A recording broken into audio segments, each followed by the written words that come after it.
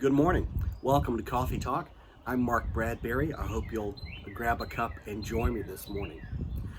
Have you ever been pulled down a path that you really shouldn't go? I mean, particularly in relationships.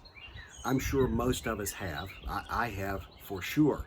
But we see ourselves as being solid and secure right up until the moment that we fall prey to our own temptations. You know, Samson was like that. You remember Samson, don't you? Samson was one of the judges from the Old Testament, an Old Testament character that lived in that period of time and was protecting Israel from the oppression of the Philistines. Now, Samson was renowned for one very important thing. He had exceptional strength, superhuman strength, in fact. You might think of him today, by comparison, as something like the Hulk, from the Avengers movie. But the scripture tells us that he had this type of great physical strength. Scripture also tells us that he was known for something else, a great lack of personal judgment. Ugh. Well, the story is told, and of course, it involves a beautiful woman, foreign and exotic. Her name was Delilah, and you may remember her as well. Delilah was a Philistine, and Samson fell in love with her. Well, the Philistines didn't like Samson very much, and so they approached Delilah and said, Delilah, find out the secret of Samson's great strength. So she enticed him and she nagged him until finally Samson told her.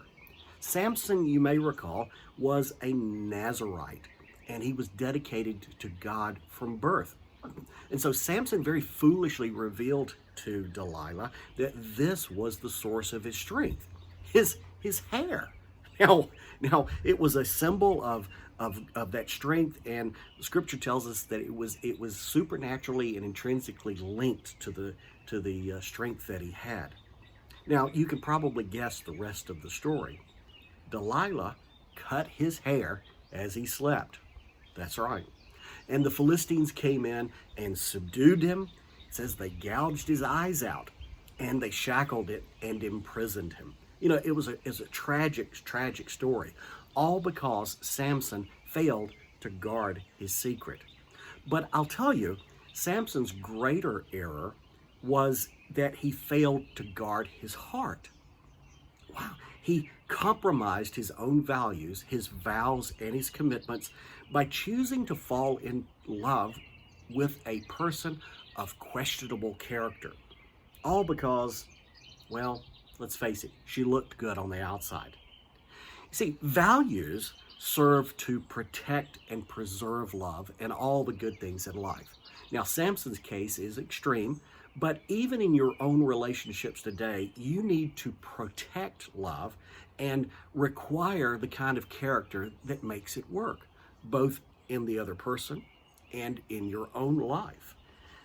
It's called setting a boundary.